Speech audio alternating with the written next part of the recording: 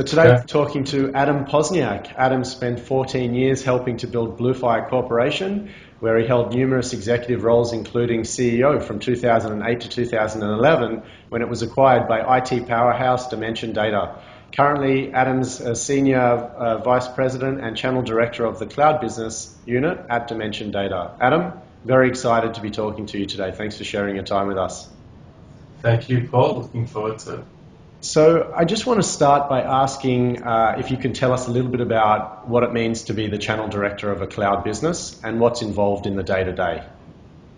Sure. So I run our global channel business. That is our organisation that sells through other parties. So we have a direct business and a wholesale business, if you will. Our wholesale business is what we refer to as our channel business. So being cloud services, most of our channel are other service providers, system integrators, resellers, telecom operators, and data center operators. And been in the role now about 4 years, really enjoying building out Dimension Data's channel globally. Very exciting actually to be, I guess, to be able to do that. As you mentioned, my background was with Bluefire, where I was the CEO of essentially a startup and had more regional responsibility, so quite a difference between the two, but really enjoying building that channel for Dimension Data. Fantastic. So, Adam, a key audience for us is startups and small businesses. I know you've been through that journey yourself, and in those businesses, they're growing quickly, and hiring people is a key thing that needs to be done, where because they're small businesses, each new person can make a huge difference. And in fact, in big businesses, that's probably true as well. But certainly it's the case that hiring the wrong person can be quite costly. So I just want to explore how entrepreneurs can fast track that process. So what non-job specific things do you look for when you're hiring top talent? Okay.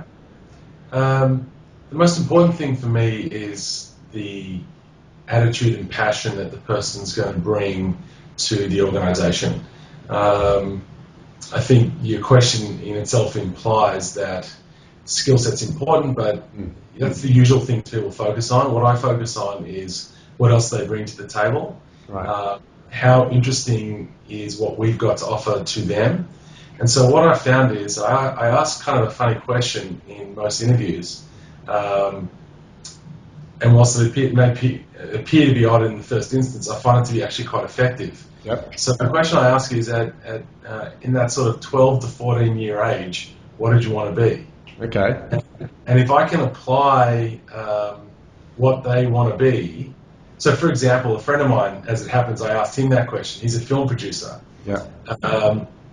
And his answer was he wanted to be a conductor, as in, music, right? Yeah. So not a bus conductor, right? So to me, that's a perfect example. So film is in the arts, music is obviously in the arts. The role of a conductor is not dramatically different than the role of a producer. Right. There's a commercial aspect to the role of a producer that may not be in the role of a conductor. The point is that it's not a leap of faith away, if you will, or a dramatic leap away from the mind of a 12 or 14-year-old. If his answer would have been, and again, the key is the age. If you're asking them to answer the question when they're 7, they're going to say they want to be a fireman or a policeman or something like that, right? Astronaut, yeah. Right, exactly. So it kind of needs to be at that age where they first really know, have a true sense of self, and frankly, before the rest of the world tells them who they need to be. Right. Which I think is the big, we have a systems designed to tell kids who they need to end up being. Yeah. So hence why I kind of refined that question over the years, and that's what I focus on. So the point is that I'm just interested to know that, frankly, that it resonates with you, that it feels natural to you. Because if the role feels natural to you, if it kind of fits in with a picture of who you see yourself being back then. Of course, people evolve, but my feeling is that that's been a really good, I'll say, leading indicator that there's actually a pretty good match with the role and kind of the personal aspiration of that individual.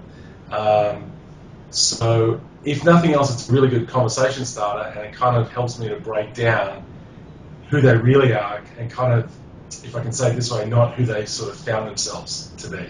Yeah, I think that's brilliant. And just to clarify, you're obviously not asking for people to have been able to predict at 12 exactly what they're going to do. You're just trying to make sure there's a fit with, as you said, how they see themselves, so that it feels natural that they're continuing the right journey for them and not going off in some other random direction. Correct. And if they have gone off somewhere else and their life's taken them somewhere else, then what I find is that worst case, that question brings out why that journey.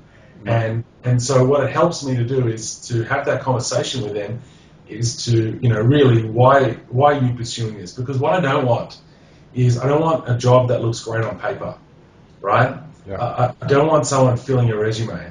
I don't want the person who thinks this is going to be good for them. I want the person where it feels natural to them. Now, it's not always perfect, but, I've interviewed, thousands of people in my role, in really my last two roles, and it's you develop these questions over time, and if I had to ask one question, that's the one. Wow, so, I like it. I think that's a great tip for people. Yeah, it's kind of an interesting one. So Adam, how can leaders build a culture that overcomes a fear of failure and encourages experimentation? Great question. I think for a start, you have to create true. People talk about open door policies and open environments, but you have to be truly open. To be truly open takes effort. It's not just a mind, a space in your mind, or it's not just an attitude. Those things absolutely matter, but to do it, you need to create time. If you don't create time for your people, then it's kind of a false promise.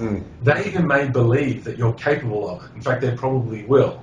But because you haven't made it practically possible for them to be truly open, it's not going to happen. So in my experience, you have to actually leave legitimate parts of each day available to your team, so that whether it's an escalation of an issue, or whether it's just simply the ability and openness to want to talk, if you can create that space in the calendar, so to speak, it won't happen. And you've got to get the balance right, but in every organisation and in every role specifically, any leadership role, you need to recognise that you need to make time to lead. It's not just a couple of words here or there. So that's certainly been my approach. I think that's an important point, because a lot of startups and entrepreneurs are new to the leadership role, and they may not necessarily understand that they need to invest time. And what you're saying is you need to plan for it. Basically, you can't just show up and hope for the best. Correct, and in my view, it needs to be part of your everyday. Yeah. Right. So, because you just don't know, you need to be available to them when they need you. Yes. It's not always when it suits you. That's a great point. So just building on that, as I was saying, there's a lot of new CEOs out there. I mean, in big business as well. I mean, there's a lot of people that are new to management.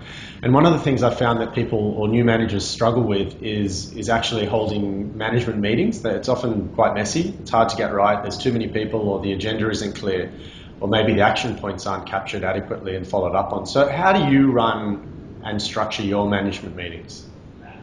Okay. So a couple of issues there is your natural things to consider. Have you got a global team, or are you working in one time zone? If you're running in multiple time zones, we try to circulate the calls, the cadence of the calls. So typically we would have not more than 2 weeks, depending on where you are in the business in terms of its development and maturity. So either it's a weekly call, or a fortnightly or bi-weekly call. Yeah. And as I mentioned, you may circulate the times. The other thing is that it's important to have a pretty, I'd say, solid agenda. And then what you want to do is all the basic stuff, like you want to have notes from the last meeting. You want to ensure that you've got time to cover those things, so that you're getting that. It's not sort of jumping from meeting to meeting without, I guess, continuity from the prior conversation. Okay. And importantly, there should be a whole bunch of actions that come out of each meeting. Yes. That the team then go away, come back, and ideally what would have happened as well is you would have reported on it ahead of the meeting. Okay. So you're not spending that precious time, which could well be at a funny hour for someone in one part of the world, essentially just covering off what should have and could have been covered off ahead of the call, using the mechanisms. So that's pretty much how we've, for the longest time, ran our team meetings. And then what we usually do as well is ensure that we then have a sort of a more broader team catch-up. We have a global team at the moment, so we will do that quarterly. Yep. And that's more a face-to-face meeting, and that might run for quite a day or a few days. So it's kind of a combination of the two. Right. Okay. And then the broader meeting dovetails back into the bi-weekly or weekly meetings, in that you're kind of really driving that high-level agenda through those weekly catch-ups. And just to clarify, you were saying that, so you actually use the sort of weekly or bi-weekly meetings to track and follow up on actions, but you also encourage your team to report on those in-between meetings so that you don't spend the whole time during the meeting just talking about those things. Correct, right. The idea is that, you're off doing, and you're doing it as subgroups or what have you, but you're off doing plenty of work in between time. It's not just, as I say, this is just a mechanism to make sure everyone's informed. Yep. And that you're discussing things as a team that should be discussed as the whole team. Yep. If you find yourself, and that's a good point actually, Paul, if you find yourself in a meeting where essentially, if I can say it this way, it needs to be taken offline, take it offline. If it's a subgroup and it's going on more than 30 seconds, recognize that that's what it is. Yes. Action it. Make sure that it gets acted on, and people come back the following week or the week after and report against it, at the worst case, if not beforehand. And it sounds like, based on what you were saying before about having an open policy, that if people are struggling with the progress they need to make on any one particular action, you're happy to sit with them or talk to them about it? I would expect that if they need any subject matter expert in the business, any leader in the business, to make themselves available to work on collaboratively on anything in the business. So, but I would expect that someone who owns that task to go and, if you will, syndicate it as they need to in the organisation to get, the information they need, the answers they need. The management meeting is just simply an opportunity to essentially inform, and then also to perhaps make decisions that we all need to make as a collective. Okay. Ideally, what you would have done is, between time, you've essentially got all the buy-in that you need. Yes. So that by the time you take it to the broader forum, it's certainly not the first time it's been raised, and all the key participants are across it, and you're really just looking for commitment from the entire team. And again, if it's not quite ready, if you discover on the call it's not quite ready, again, what you need to do is, with that issue, acknowledge that, take it offline, come back again at the next one.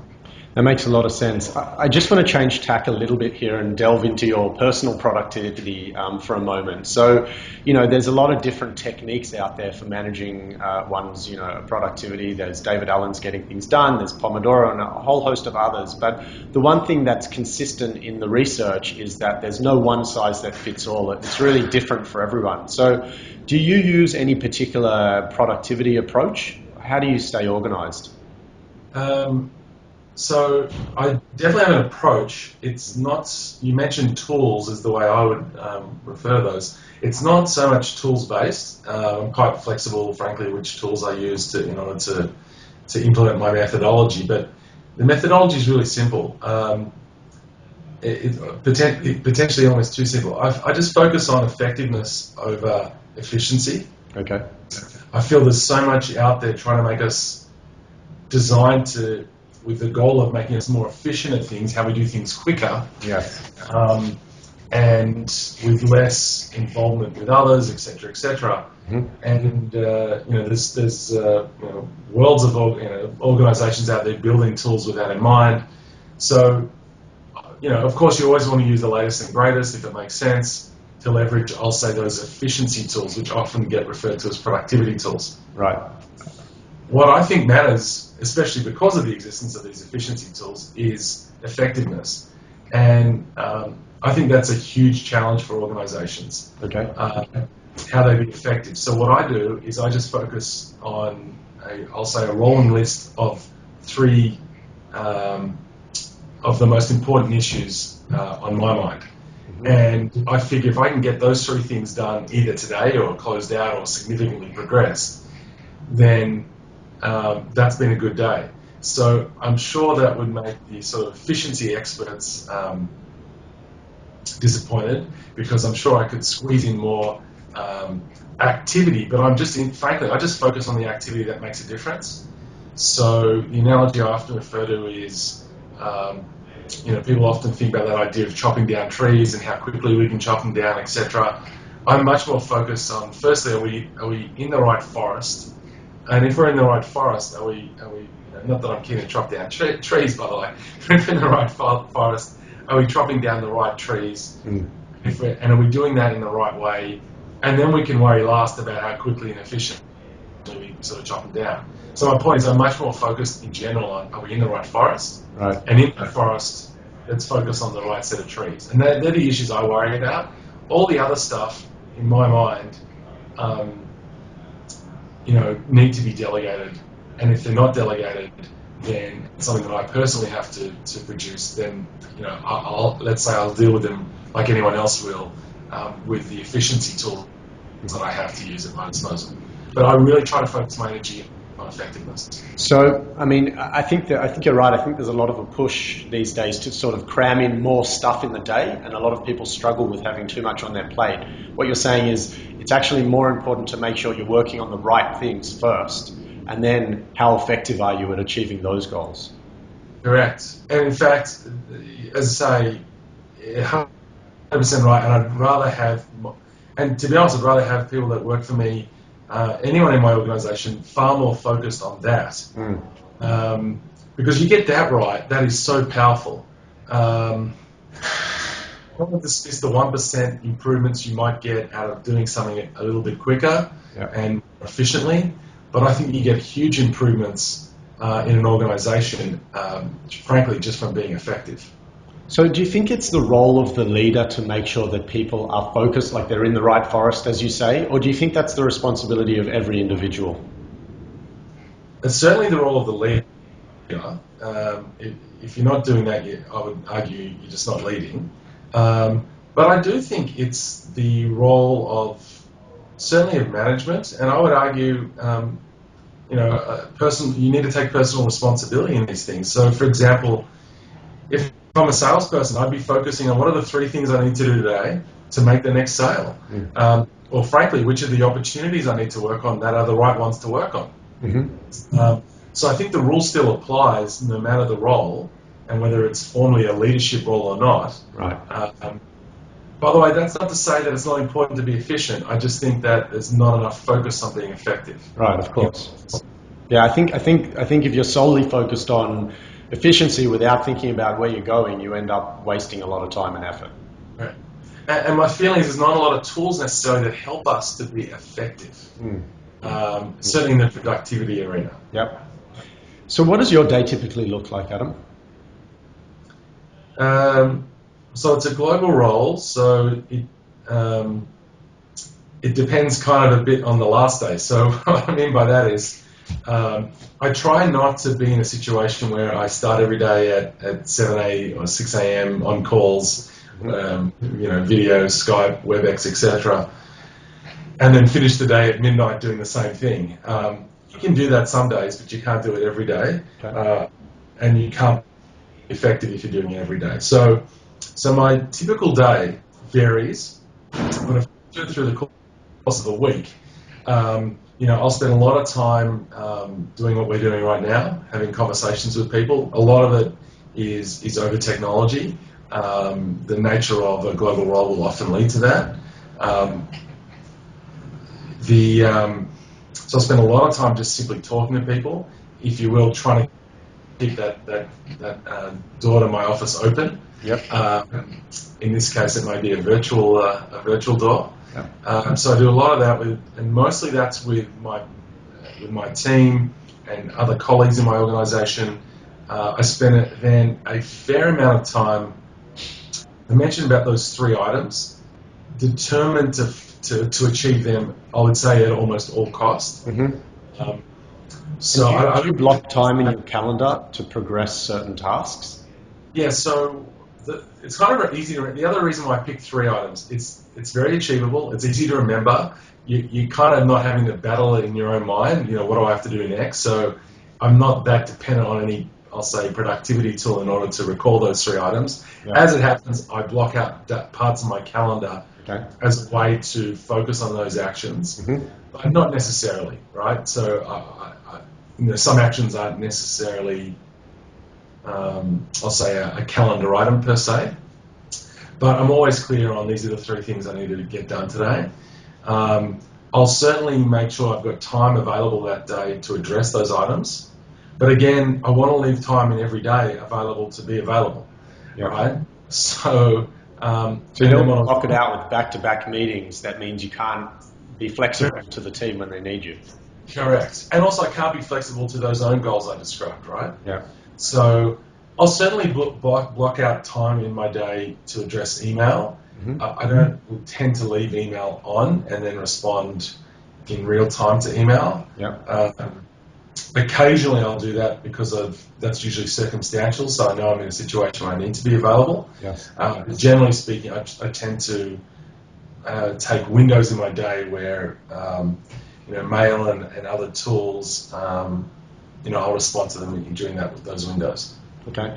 Now this may come back to the 3 things that you've talked about a couple of times, but one of the problems that people have a lot at the moment is kind of information overload. That, as you've said, that there's emails, there's newsletters they want to read because people want to stay up to date. There's notes from meetings, then they're getting sort of text messages and chat, and all, it goes on and on. How do you deal with the problem of information overflow? How do you prioritize what comes across your desk? Well, the number one thing is that I try to get off email. So what I mean by that is, if I read an email and I think to myself, this is definitely best done in person or over a phone call or over WebEx, what have you, I'll immediately look to address it that way. Again, my goal is not necessarily to save myself the moments that it will take for me to write a response isn't necessarily to say it's the most effective way of handling it. So I'm not always trying to save time, which often email appears to do. I'm really trying to determine how is this most effectively addressed. Right. And often the measures are, is this something that should be done collaboratively? So even though it may start with one piece of correspondence from one person to me, directly, often I'll think to myself, well, this is really should involve the following, and then and as a result, that's a key measure. If it's got a number of touch points, you've got to ask, is the email the right way? And the second thing is there any degree of complexity here, or is this likely that someone would reasonably get this without any further explanation in one email? If the answer is no, then usually that means for me, schedule a call, etc., etc. So I spend a lot of time speaking to people as a way of trying to manage, I would say, manage down my inbox. Yeah. Now, as you mentioned, there's a whole bunch of other stuff. To me, again, you can't do everything. So you just got to ask yourself, for example, is this something that I need to read? Am I the best person to read this? Is this really something for me? Right. So by the time you delegate stuff out, or frankly, there are some things that probably just don't need to be read. Yeah. Then I think that helps a lot. And then the last thing that I would do is, if, for example, it was really important to me to spend a percentage of my day reading industry papers or keeping abreast with general information, then I would most likely, again, schedule time for that. It doesn't have to be the same time every day, but I would usually block out time to do that. Okay. But again, it's a balance, and you've got to always ask yourself, so a lot of things are nice to do. Are they things I really should and must be doing? Now, in the startup situation, or for entrepreneurs, I'm sure you can identify with this, that there's often a million things to do and they all seem to be like totally urgent and important. So, how do you manage the, urgent short-term tasks, things like it might be, writing proposals or presenting to investors versus the medium and long-term business goals that might be, releasing a product or entering a new market, something like that? So you see, to me, again, if I'm going back to that principle and that approach, if you're writing 1,000 proposals, something's wrong, right? Now, I know most people will be delighted because they'll sit there thinking, I'm going to win lots of business, right? Yep. What I would more say is, have they qualified out the opportunities appropriately before they write the proposal, right? It's correct. Lastly, you've got to obviously only take things, so strategy and execution.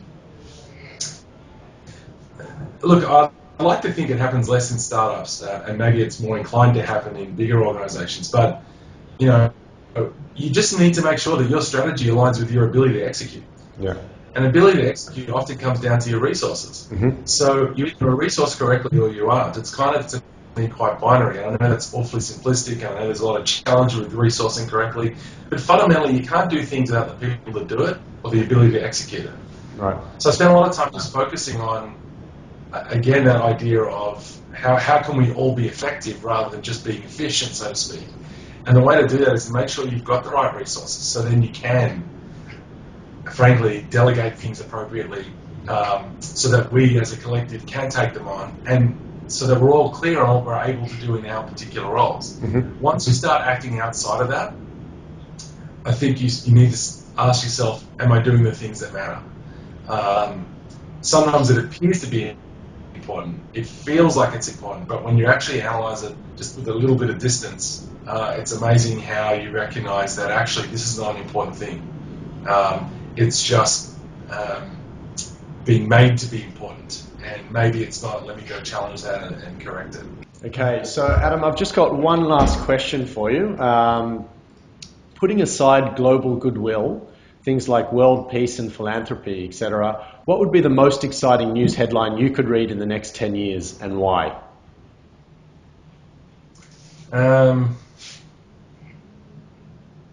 So there's a bit of goodwill in it, but I think it's a really important issue in the business world as well. Okay. And I feel if we were truly able to say that we've got gender and race equality in the workforce, Yep. I think that's got huge ramifications for business and our own, I'll say, productivity and effectiveness. And I think it's got huge ramifications for society, clearly positive. So, and I acknowledge it's kind of got a personal interest as well in terms of the social aspect to it. Right. And frankly, if you're not doing stuff if you're not thinking that way in a work environment, especially when you're talking over a 10-year sort of time frame, Yep. then you're probably not trying to address enough of the right issues. That's great. That's a great answer. Thanks very much for that. Adam, that's all I've got for you. And I just want to say again, thank you very much for sharing your time. It's been fantastic. No problem, Paul.